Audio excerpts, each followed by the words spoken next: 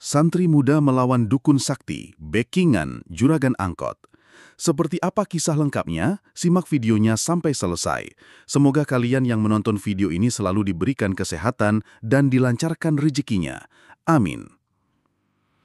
Danu duduk di beranda pesantren sambil menatap halaman. Anak muda itu mengenakan sarung garis-garis dan kaos oblong lusuh. Di tangannya ada sebuah surat dari ayahnya. Surat itu ditulis dengan huruf agak miring, khas tulisan orang yang sudah jarang memegang pena. Assalamualaikum nak, ayah sehat. Kamu gimana? Ayah rindu kamu. Libur nanti pulanglah, rumah udah banyak bocor. Kalau ada rezeki, kita benerin sama-sama. Begitu bunyi salah satu barisnya. Danu tersenyum kecil. Ia memang selalu menunggu kabar dari ayahnya, Pak Sarmuji.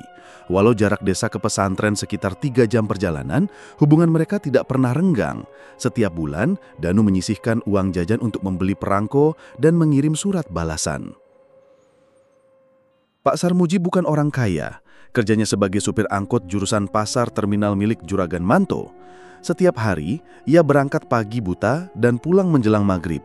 Sejak istrinya meninggal 5 tahun lalu, ia hidup hanya dengan Danu. Semua biaya sekolah Danu ia tanggung sendiri, meski harus menambal ban di pinggir jalan atau menarik angkot sampai larut malam. Libur sebentar lagi, aku harus pulang, gumam Danu sambil melipat surat dan memasukkannya ke tas. Di pesantren, Danu dikenal rajin. Tidak hanya belajar kitab, ia juga sering membantu membersihkan musola dan mengajari santri baru membaca Al-Quran. Gurunya, Ustadz Hamid, sering memuji kesungguhannya. Kalau semua santri seperti kamu, pondok ini tenang, kata Ustadz Hamid suatu kali sambil menepuk pundaknya.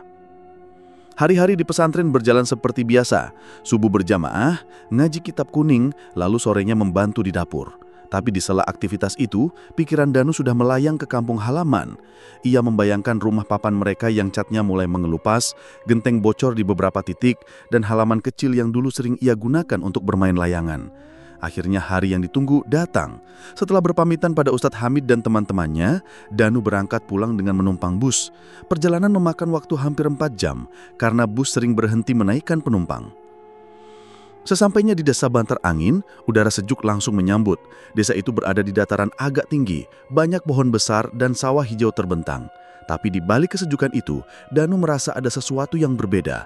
Wajah-wajah orang yang ia lewati tampak kaku, beberapa bahkan hanya mengangguk singkat tanpa senyum. Ketika berjalan melewati warung kopi dekat terminal, Danu mendengar 2 lelaki berbisik. Katanya, tahun ini supirnya si Manto yang tua itu. Jangan keras-keras, ntar ada yang dengar. Danu berhenti sejenak, berusaha mendengar lebih jelas, tapi suara mereka mengecil. Ia mengangkat tasnya lagi dan melanjutkan langkah. Rumahnya berada di ujung desa. Pak Sarmuji sedang duduk di bangku bambu depan rumah, mengenakan kaos putih dan celana kain. Begitu melihat anaknya, ia tersenyum lebar. Alhamdulillah, akhirnya pulang juga kamu Dan, serunya. Danu mengeluk ayahnya erat. Gimana kabarnya ya? Ya gini-gini aja, yang penting sehat. Kamu sendiri gimana di pondok? Alhamdulillah, lancar semua. Malam itu mereka makan sederhana, nasi, sayur lodeh, dan tempe goreng. Dia menceritakan kehidupan di pesantren, gurunya, dan teman-temannya. Pak Sarmuji hanya sesekali menanggapi, selebihnya lebih banyak tersenyum. Tapi Danu melihat ayahnya sering melamun. Keesokan harinya Danu ikut ayahnya ke terminal. Di sana, angkot-angkot milik Juragan Manto berderet rapi. Manto sendiri duduk di bangku panjang sambil merokok, ditemani beberapa pria bertubuh besar yang sepertinya preman. Tatapannya tajam, membuat orang segan. Dan ini bos ayah, Juragan Manto, kata Pak Sarmuji pelan. Danu mengangguk sopan. Assalamualaikum. Manto hanya mengangguk singkat, lalu matanya berpindah ke arah lain. Di terminal, Danu membantu ayahnya menarik penumpang dan mengatur barang. Ia perhatikan, sopir-sopir lain jarang bercanda seperti dulu. Suasananya terasa dingin. Bahkan ada sopir yang ketika melihat Pak Sarmuji, buru-buru menunduk dan menjauh. Saat sedang istirahat, Danu bertemu teman lamanya Wawan yang kini jadi kernet. Wawan menatapnya agak cemas. Kamu tahu nggak Dan, banyak sopir di sini yang mati tiap tahun. Aneh, selalu orangnya itu-itu aja yang kerja di Manto. Danu mengerutkan dahi. Maksudnya? Udah, nanti aja gue cerita, di sini banyak kuping. Jawab Wawan cepat. Perkataan itu membuat Danu semakin penasaran. Ia menatap ayahnya yang sedang bercakap dengan penumpang, lalu teringat bisikan 2 orang di warung kemarin. Ada sesuatu yang tidak beres di desa ini. Sore harinya mereka pulang. Di perjalanan hujan turun deras. Air mengalir di sela atap rumah yang bocor membuat lantai basah. Danu mengambil ember dan baskom untuk menampung air.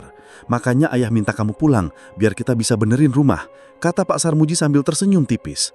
Malam itu suara hujan bercampur suara binatang malam mengisi udara. Tapi sesekali, Danu merasa ada suara aneh seperti langkah orang di halaman. Ketika ia keluar untuk memeriksa, halaman sepi, hanya pohon pisang bergoyang tertiup angin. Danu kembali masuk dan mencoba tidur. Tapi dalam hatinya, ia merasa ada rahasia yang belum ia ketahui. Rahasia yang membuat sebagian warga terlihat takut dan entah kenapa ayahnya seperti menjadi bagian dari cerita itu. Pagi itu Danu bangun lebih awal. Udara desa bantar angin masih dingin. Embun menempel di kaca jendela rumah. Ia melihat ayahnya duduk di bangku bambu depan rumah sambil memegang secangkir kopi. Pandangannya kosong, tidak seperti biasanya. "Yah, gak kerja?" tanya Danu sambil duduk di sebelahnya. "Nanti siang aja berangkatnya. Ayah mau istirahat dulu," jawab Pak Sarmuji singkat. Danu memperhatikan wajah ayahnya. Kulitnya pucat, mata agak sayu. Bukan pucat karena sakit biasa, tapi seperti orang yang terlalu banyak pikiran. Setelah sarapan, Danu memutuskan pergi ke warung di dekat jalan besar untuk membeli rokok ayahnya. Dalam perjalanan, ia melihat beberapa tetangga yang dulu ramah, kini hanya menatap sebentar lalu cepat-cepat masuk ke rumah. Bahkan ada yang pura-pura sibuk menyapu halaman padahal Danu sudah menyapa.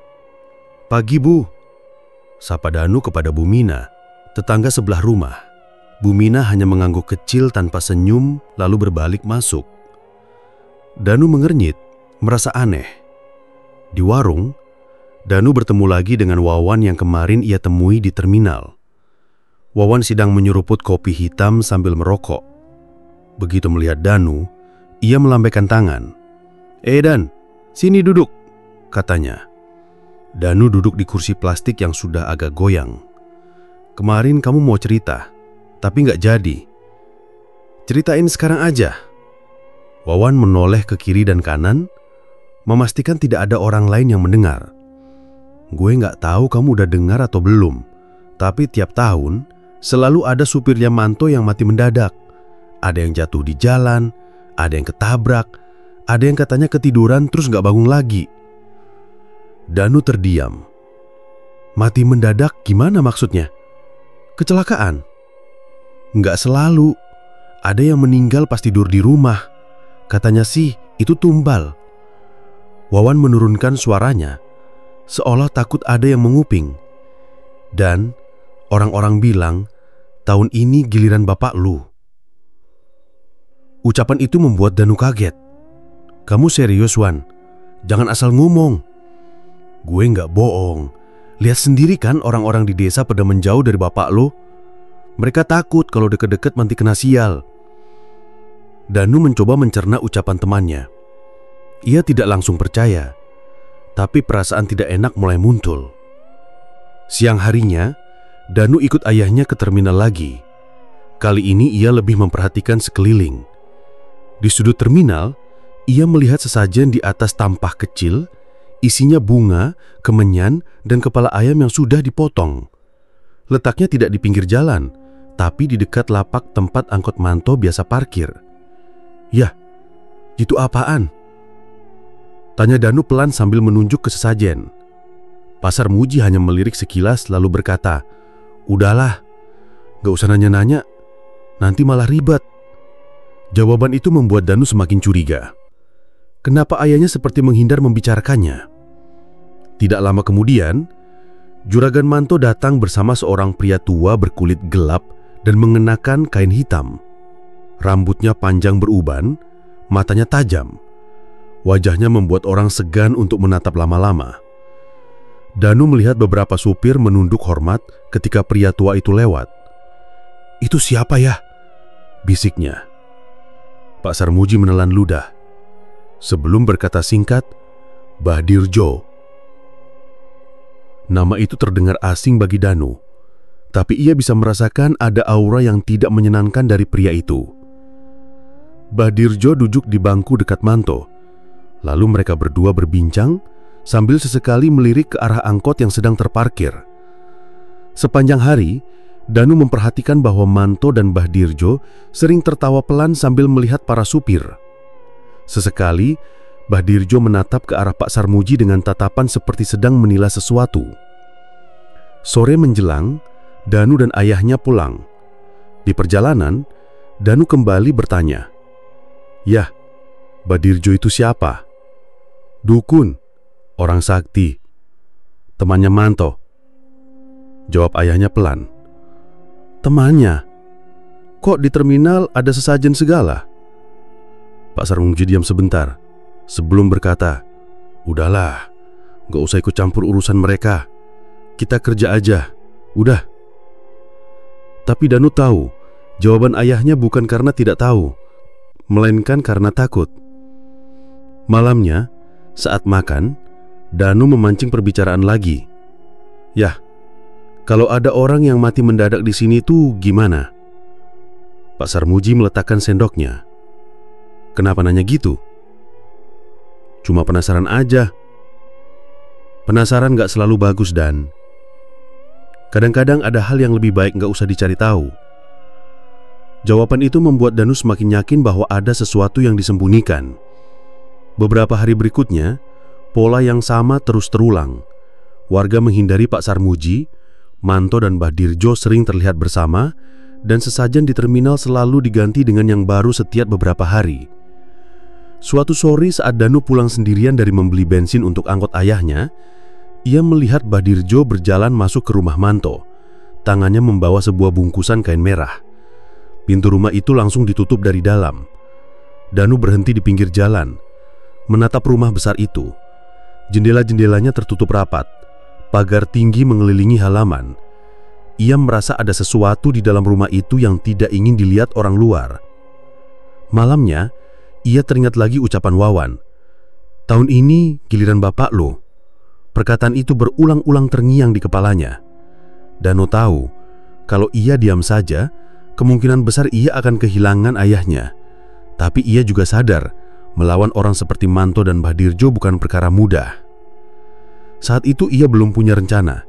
Yang ia tahu, ia harus mencari tahu kebenaran gosip yang beredar di desa ini sebelum semua terlambat. Sore itu, seorang lelaki berbadan besar datang ke rumah Pak Sarmuji.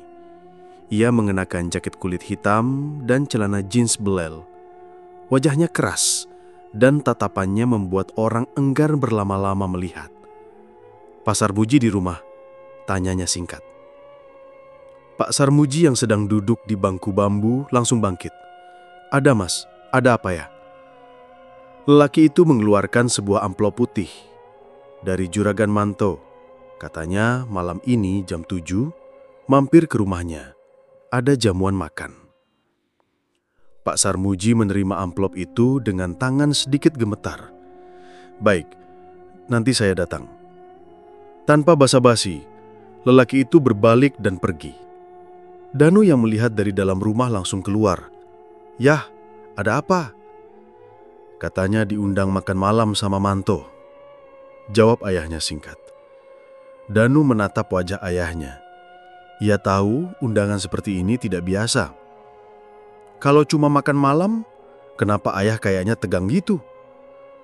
Pak Sarmuji mencoba tersenyum, tapi jelas senyumnya dipaksakan. "Biasa aja, Juragan mau ngajak ngobrol, mungkin soal kerjaan." Tapi Danu ingat omongan Wawan dan raut muka ayahnya sama sekali tidak menenangkan. Malamnya, menjelang jam 7, ayahnya bersiap. Ia memakai kemeja rapi dan celana kain hitam. Danu duduk di teras pura-pura main ponsel. Begitu ayahnya berangkat, Danu diam-diam mengikuti dari jauh. Rumah Juragan Manto besar dan bercat putih kusam. Pagar besinya tinggi, dengan lampu temaram di kedua sisi gerbang. Begitu Pak Sarmuji masuk, pintu pagar langsung ditutup. Danu berjalan memutar dan mencari celah untuk mengintip. Ia menemukan lubang kecil di salah satu sisi pagar yang ditumbuhi tanaman rambat. Dari situ ia bisa melihat sebagian halaman. Di teras, Manto menyambut ayahnya dengan senyum lebar. Lalu mereka masuk ke dalam rumah. Danu menunggu beberapa menit sebelum memutuskan memanjat sedikit pagar samping dan mengintip lewat jendela yang kacanya agak buram. Di dalam, ia melihat Mbah Dirjo duduk bersila di lantai. Di depannya ada sebuah nampan berisi kepala kambing yang masih berdarah. Asap kemenyan memenuhi ruangan. Mbah Dirjo membaca sesuatu dengan suara pelan, tapi nadanya berat. Manto duduk di sebelahnya, sementara Pak Sarmuji tampak gelisah di sudut ruangan. Danu menelan ludah. Ia tak paham sepenuhnya apa yang mereka lakukan. Tapi jelas, itu bukan sekadar jamuan makan malam.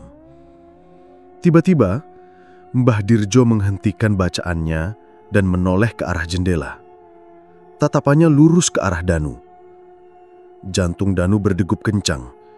Ia cepat-cepat turun dari pagar dan berlari ke arah kebun belakang. Ia mendengar suara pintu dibuka dengan keras dan langkah kaki yang tergesa. Untungnya gelap malam membuatnya sulit terlihat. Ia berlari sejauh mungkin sampai keluar dari pekarangan rumah itu. Setibanya di rumah, napas Danu masih tersengal. Ayahnya belum pulang. Ia duduk di bangku bambu sambil mencoba menenangkan diri. Sekitar setengah jam kemudian, Pak Sarmuji datang. Wajahnya pucat dan kemejanya basah oleh keringat. Ia hanya berkata singkat, "Ayah mau istirahat," lalu masuk ke kamar. Danu ingin bertanya, tapi menahan diri. Ia memutuskan menunggu waktu yang tepat. Malam itu, saat Danu hendak tidur, terdengar suara ketukan di atap rumah. Awalnya pelan, lalu makin keras seperti seseorang berjalan di atas genteng. Ia bangun dan menyalakan lampu. "Yah, dengar nggak suara itu?" teriaknya. Tidak ada jawaban. Ia masuk ke kamar ayahnya dan melihat Pak Sarmuji terbaring lemas. Kulitnya pucat sekali. Keringat dingin membasahi pelipisnya. "Ayah sakit?" Danu panik. "Pusing, badan dingin," jawabnya pelan. Ia mengambil air minum dan menaruhnya di meja. Tapi sebelum ia kembali duduk, dari sudut matanya ia melihat bayangan hitam bergerak cepat di luar jendela. Ia buru-buru membuka jendela, tapi di luar hanya ada pekarangan gelap. Angin malam bertiup, membawa aroma kemenyan samar. Setelah menutup jendela, ia mendengar suara gesekan di dinding luar rumah, seperti kuku yang digoreskan perlahan. Suaranya membuat bulu kuduknya berdiri. Danu memutuskan duduk di kursi dekat pintu sambil memegang senter. Ia bertekad berjaga sampai pagi. Sekitar setengah malam, suara ketukan di atap rumah kembali terdengar. Kali ini disertai suara seperti sesuatu diseret. Danu menyorotkan senter ke arah atap, tapi tentu saja ia tidak bisa melihat apa-apa dari dalam rumah. Tidak lama kemudian, terdengar suara ayam jantan berkokok, padahal belum waktunya. Ayam itu kokok panjang, lalu mendadak terdiam. Sunyi kembali menyelimuti rumah. Pagi datang, dan Danu mendapati ayahnya masih lemas. Ia menyiapkan sarapan, tapi Pak Sarmuji hanya makan sedikit. Saat Danu hendak keluar rumah, ia melihat di halaman ada bekas jejak kaki basah yang ukurannya tidak wajar. Lebih besar dari kaki manusia biasa, tapi bentuknya aneh, jari-jari panjang dan meruncing. Danu jongkok mengamati bekas itu. Tanah di sekitar jejak kering, tapi di dalam jejak ada air berwarna kecoklatan seperti lumpur rawa. Pikirannya langsung tertuju pada ritual yang ia lihat malam itu. Ia mulai yakin semua ini ada hubungannya dengan Mbah Dirjo dan Manto. Hari itu ia mengambil keputusan. Ia tidak akan diam saja. Ayahnya harus diselamatkan, apapun caranya. Danu tidak lagi bisa tinggal diam. Pagi itu, setelah memastikan ayahnya bisa beristirahat, ia keluar ke beranda membawa ponselnya. Jemarinya mengetik nomor yang sudah lama ia simpan. Nomor Ustadz Fauzi, guru yang membimbingnya selama mondok di pesantren. "Assalamualaikum Ustadz, maaf ganggu," ucap Danu begitu telepon tersambung. "Waalaikumsalam Danu, gak apa-apa. Ada apa suaranya kok kayak orang panik?" Suara di ujung sana terdengar tenang. Danu menarik napas panjang, lalu menceritakan semua yang terjadi sejak ia pulang ke desa. Mulai dari undangan makan malam ayahnya, ritual aneh yang ia lihat, sampai gangguan yang terus-menerus menyerang rumah mereka. Ustadz Fauzi mendengarkan tanpa memotong. "Begini Dan, kamu harus tenang. Lawan mereka bukan dengan marah atau takut, tapi dengan doa dan keyakinan. Saya akan beri kamu ijazah amalan yang insya Allah bisa melindungi kamu dan keluarga dari ilmu hitam," kata Ustadz Fauzi. Danu mengangguk, walau lawan bicaranya tak melihat. "Siap Ustadz, tolong ajari saya." Ustadz Fauzi lalu menjelaskan amalan doa, bacaan ayat-ayat tertentu, dan wirid yang harus dibaca setiap selesai sholat. Selain itu, ia juga mengajarkan cara membuat air ruqyah dari bacaan Al-Quran untuk diminum dan dipercikkan di sudut rumah. Sore itu, Danu langsung mempraktikkan semua yang diajarkan. Ia mengambil air dari sumur, menuangkannya ke dalam kendi besar, lalu membaca bacaan sesuai petunjuk. Air itu ia bagi menjadi dua. Sebagian untuk diminum ayahnya, sebagian lagi ia percikkan di tiap sudut rumah. Awalnya rumah terasa lebih tenang, tapi ketenangan itu tak bertahan lama. Malam harinya, Danu yang sedang membaca doa di ruang tamu mendengar suara benda jatuh di kamar. Ia bergegas masuk dan kaget melihat seekor ular besar melingkar di dekat lemari. Ular itu menjulurkan lidahnya, matanya menatap tajam ke arah Danu. Tanpa pikir panjang, Danu mengambil tongkat kayu dan mengusirnya keluar. Aneh, ular itu tidak bergerak cepat seperti ular biasa. Gerakannya lambat, tapi tatapannya terasa seperti memantau. Setelah keluar pintu, ular itu menghilang begitu saja di halaman, tanpa jejak. "Ini pasti kiriman," gumam Danu. Keesokan harinya, gangguan datang lagi, kali ini di jalan. Saat ayahnya sedang mengemudi angkot, tiba-tiba rem blong di turunan. Penumpang berteriak panik. Untung saja Pak Sarmuji berhasil membanting setir ke arah jalan tanah di pinggir sawah, membuat angkot berhenti setelah menabrak tumpukan karung. Tidak ada yang terluka, tapi ayahnya pulang dengan wajah pucat dan keringat dingin. "Ayah nggak pernah ngalamin ini sebelumnya," kata Pak Sarmuji dengan suara bergetar. Danu menenangkan ayahnya, sambil di dalam hati semakin yakin ini bukan kebetulan. Sejak itu, Danu semakin rajin membaca doa dan wirid. Ia juga memutar bacaan ayat-ayat ruqyah lewat ponselnya setiap malam. Rumah mereka mulai terasa lebih terang, walau gangguan belum berhenti. Mbah Dirjo rupanya tidak tinggal diam. Orang tua itu menganggap Danu hanya anak muda biasa yang tak akan kuat melawan kiriman makhluk gaib. Ia mulai mengerahkan ilmu hitam yang lebih berat. Suatu malam, saat Danu sedang membaca Al-Quran di ruang tengah, lampu tiba-tiba padam. Hanya cahaya dari lampu minyak di dapur yang tersisa. Dari arah pintu belakang, terdengar suara gesekan seperti kuku menggaruk kayu. Danu mendekat perlahan, membaca doa di dalam hati. Saat membuka pintu, ia melihat sosok hitam setinggi orang dewasa, matanya merah menyala, berdiri di ujung dapur. Makhluk itu menggeram pelan, lalu bergerak cepat mendekat. Danu tidak mundur, ia membaca ayat kursi dengan suara lantang sambil memercikkan air ruqyah yang tadi ia bawa.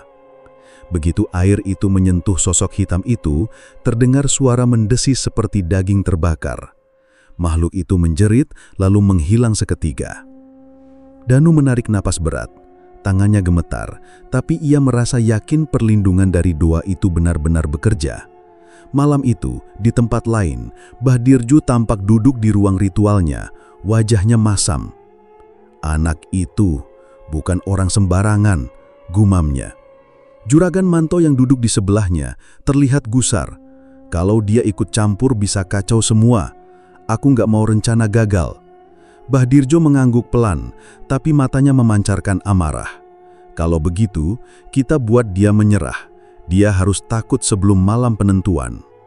Sejak kejadian itu, gangguan semakin gencar. Piring di dapur jatuh sendiri, bau busuk seperti bangkai muncul di kamar tidur, bahkan suara tangisan perempuan terdengar dari atap setiap tengah malam. Tapi Danu tidak mundur, ia sudah bertekad melawan sampai akhir. Malam itu langit gelap pekat tanpa bulan. Hanya suara jangkrik dan angin yang berhembus dingin. Di rumahnya, Danu duduk di tikar, pemegang tasbih, mulutnya berkomat-kamit melafalkan doa. Dari siang tadi, ia sudah merasa hawa berbeda di desa. Orang-orang memilih menutup pintu lebih awal, seolah tahu sesuatu yang besar akan terjadi. Di ujung desa, halaman rumah Juragan Manto diterangi obor. Ada beberapa orang berpakaian hitam yang mondar-mandir. Di tengah halaman, Mbah Dirjo duduk bersila, di depannya sesaji, kepala kambing, kendi berisi cairan merah, dan dupa yang mengepulkan asap tebal. Manto berdiri di dekatnya, wajahnya pucat tapi dipaksakan tenang. "Jangan ragu Manto, malam ini nyawa Sarmuji akan jadi milik kita. Setelah ini hartamu berlipat," kata Mbah Dirjo dengan suara serak. Manto mengangguk meski matanya tampak gelisah. Ia tahu Sarmuji orang baik, tapi keserakahannya sudah menutup hati. Danu yang sejak sore sudah memutuskan akan menghentikan semuanya, berjalan pelan menuju rumah itu. Di sakunya, ia membawa botol kecil berisi air yang sudah dibacakan doa oleh gurunya di pesantren. Ia juga membawa selembar kertas bertuliskan amalan wirid yang harus dibaca terus-menerus. Begitu sampai di dekat pagar bambu, Danu melihat sendiri, Mbah Dirjo mulai menggerak-gerakkan tangan di atas sesaji sambil melantunkan mantra. Suara itu berat, menusuk telinga, membuat bulu kuduk berdiri. Danu berdiri tegak, lalu mulai melafalkan ayat-ayat Al-Quran dengan suara lantang. A'udzubillahi minasyaitonirrajim. Bismillahirrahmanirrahim. Suara Danu memecah suasana. Orang-orang berpakaian hitam itu menoleh bersamaan. Beberapa langsung maju hendak mengusirnya. Tapi entah kenapa, langkah mereka terhenti begitu saja, seperti ada dinding tak terlihat yang menghalangi. Mbah Dirjo membuka mata, menatap tajam ke arah Danu. "Bocah, berani sekali kau menghalangi urusan orang tua." "Aku nggak peduli urusan siapa, aku cuma mau ayahku selamat," jawab Danu tegas.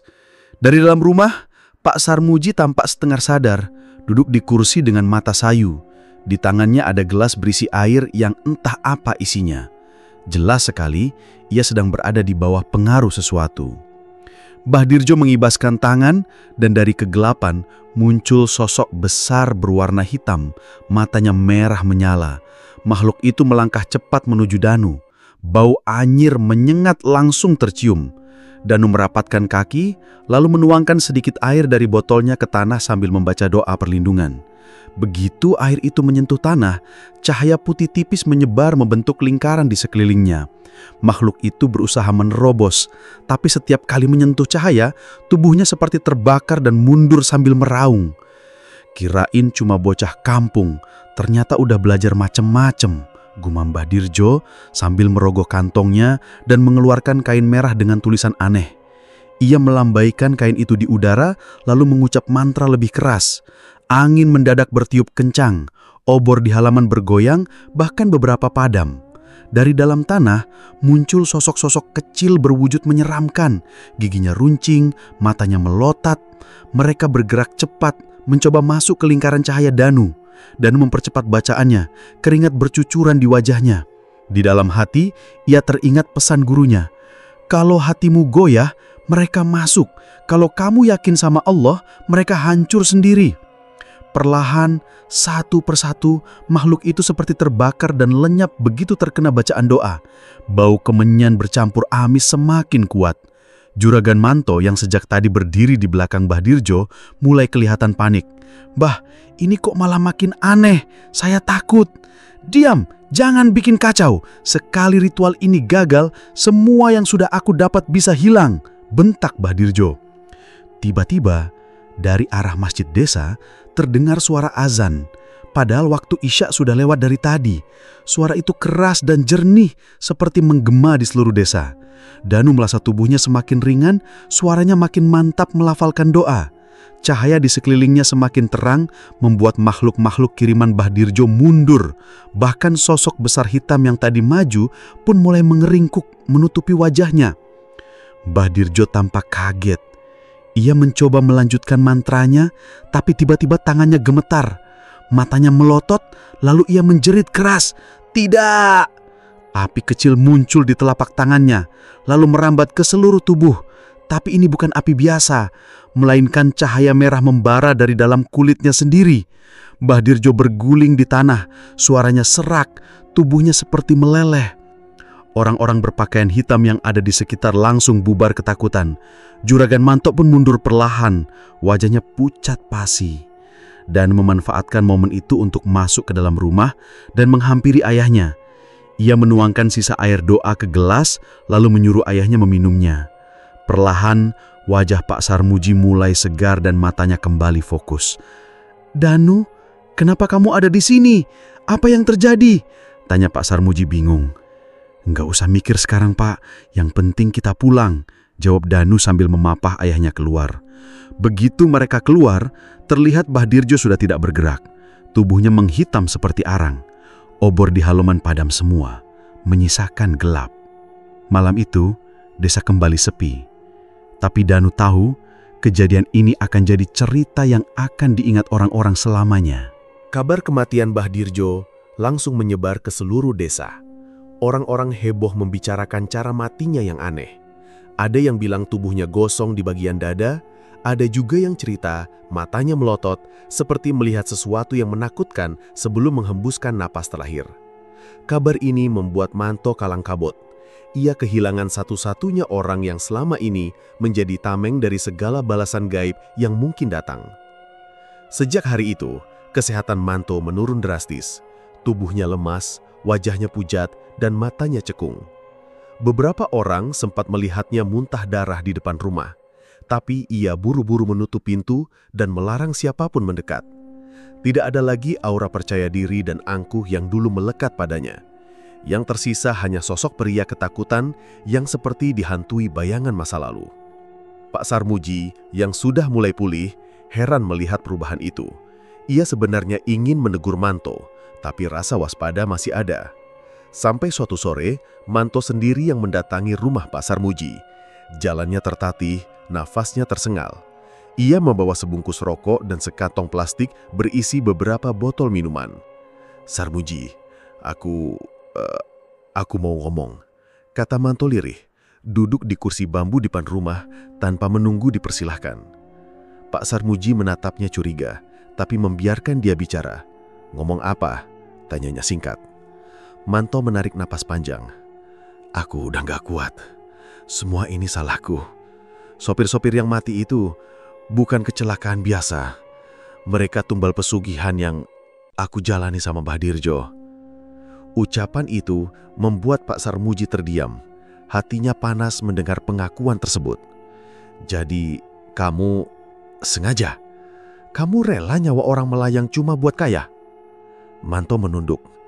"Awalnya cuma mau coba sekali. Tapi setelah dapat hasil, aku ketagihan. Mbah Dirjo yang atur semuanya. Setiap tahun harus ada sopir atau orang dekat yang jadi tumbal. Aku kira nggak akan ada yang curiga, sampai giliran kamu yang hampir kena." Pembicaraan itu akhirnya terdengar oleh warga yang kebetulan lewat. Dalam waktu singkat, rumah Pak Sarmuji dipenuhi orang. Wajah-wajah mereka merah menahan emosi.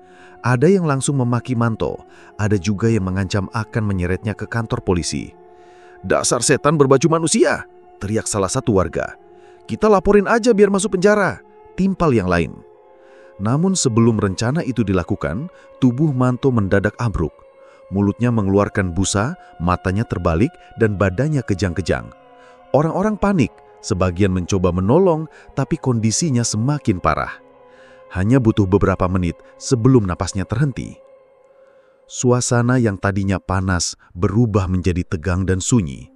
Warga saling pandang, sebagian merasa puas karena orang sejahat itu mendapat balasan setimpal. Tapi ada juga yang merinding membayangkan kutukan pesugihan yang mungkin masih ada. Jenazah Manto dimakamkan sore itu juga, tanpa banyak upacara. Hanya keluarga dekat yang ikut, itu pun wajah mereka menunduk sepanjang prosesi. Tidak ada yang mau mengantar jauh-jauh ke pemakaman, selain beberapa tetangga yang merasa kasihan. Setelah itu, rumah Manto dibiarkan kosong. Pak Sarmuji selamat dari semua rencana jahat yang pernah mengincarnya. Tapi pengalaman itu membuatnya berpikir ulang soal pekerjaannya sebagai sopir angkot. "Aku udah cukup dan udah capek nyetir dan hidup di jalan," ujarnya pada Danu beberapa hari kemudian. "Lebih baik aku buka warung kecil di rumah. Hasilnya nggak seberapa, tapi tenang." Danu mengangguk setuju. Ia tahu betul betapa beratnya beban mental yang Pak Sarmuji tanggung. Menyelamatkan nyawa itu memang sebuah anugerah, tapi rasa trauma tidak bisa hilang begitu saja. Sejak kejadian itu, warga desa mulai melihat Danu dengan cara berbeda. Kalau dulu dia hanya dianggap pemuda biasa yang mondok di pesantren, kini banyak yang menganggapnya sebagai penyelamat. Anak-anak muda sering minta cerita tentang pengalamannya melawan santet, sedangkan orang tua kadang datang untuk minta doa atau air ruqyah. Namun, Danu selalu menolak untuk dianggap orang sakti. "Aku cuma jalankan apa yang diajarin guru di pesantren. Semua yang nyelamatin itu kuasa Allah, bukan aku," jawabnya setiap kali ada yang memuji berlebihan. Beberapa minggu kemudian, Danu memutuskan kembali ke pesantren. Sebelum berangkat, ia mendatangi rumah Pak Sarmuji untuk pamit. "Pak, saya balik mondok. Kalau ada apa-apa kabari saja. Insya Allah saya datang." Pak Sarmuji menepuk bahunya. "Hati-hati di jalan dan semoga Allah jaga kamu. Dan terima kasih. Kalau nggak ada kamu, mungkin aku nggak ada di dunia ini." Danu tersenyum kecil dan berangkat dengan hati lega. Perjalanan kali ini terasa berbeda. Ia tidak hanya pulang ke pesantren, tapi juga membawa pelajaran besar tentang keserakahan manusia dan bahayanya berjanjian gelap. Di desa, cerita tentang Juragan Manto dan pesugihannya menjadi semacam peringatan yang sering dibicarakan di warung kopi. Anak-anak muda diingatkan untuk tidak mudah tergoda jalan pintas menuju kekayaan. Rumah Manto tetap kosong, dan setiap malam orang yang lewat mengaku mendengar suara orang batuk di dalam, padahal tidak ada siapa-siapa. Bagi Danu, semua itu menjadi bagian dari perjalanan hidupnya. Ia tahu di luar sana masih banyak orang seperti Manto yang rela mengorbankan nyawa demi harta.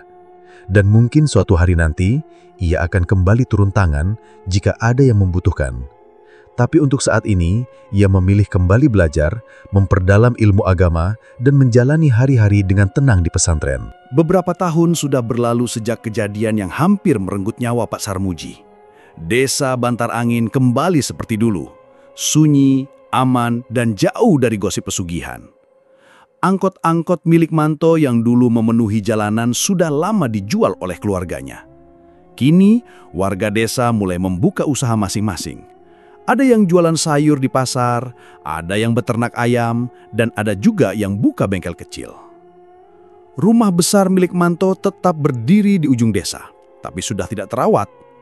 Catnya mengelupas, atapnya bocor, dan rumput liar menutupi halamannya. Tidak ada yang berani membeli, apalagi menempatinya. Warga bilang, kadang-kadang terdengar suara jeritan perempuan di tengah malam dari dalam rumah itu. Entah benar atau cuma cerita yang dibesar-besarkan, tapi yang jelas rumah itu selalu kosong. Pak Sarmuji memilih hidup sederhana. Ia tidak lagi menjadi sopir angkot. Hari-harinya dihabiskan di rumah bersama Danu. Ia sering membantu warga yang butuh tumpangan atau memperbaiki mesin kendaraan tanpa meminta bayaran. Hidup itu yang penting bermanfaat buat orang. Katanya setiap ada yang bertanya, kenapa ia mau repot-repot membantu warga. Danu sendiri kini sudah jadi ustadz muda. Ia sering diminta memberi ceramah di musola dan masjid sekitar desa. Suaranya tegas, tapi tutur katanya selalu mudah dimengerti. Anak-anak muda di desa senang belajar ngaji dengannya. Orang tua pun menghormatinya, apalagi setelah tahu perjuangannya melawan Mbah Dirjo dulu. Nama Danu akhirnya menjadi semacam legenda di Bantar Angin. Orang menyebutnya santri yang pernah menantang dukun sakti demi menyelamatkan ayahnya. Cerita itu terus diceritakan dari mulut ke mulut, bahkan sampai ke desa-desa tetangga. Bagi Danu, semua itu bukan soal berani atau hebat. Ia hanya merasa saat itu kalau ia diam saja, nyawa ayahnya akan melayang. Dan kalau bukan dia yang bergerak, siapa lagi? Suatu sore, Danu duduk di teras rumah sambil melihat anak-anak bermain di jalanan desa. Angin sore berhembus pelan, membawa bau tanah dan rumput basah. Di kejauhan, rumah kosong Manto terlihat gelap dan sepi. Danu tersenyum tipis lalu berbisik dalam hati, "Bantar angin sudah aman. Semoga selamanya begitu."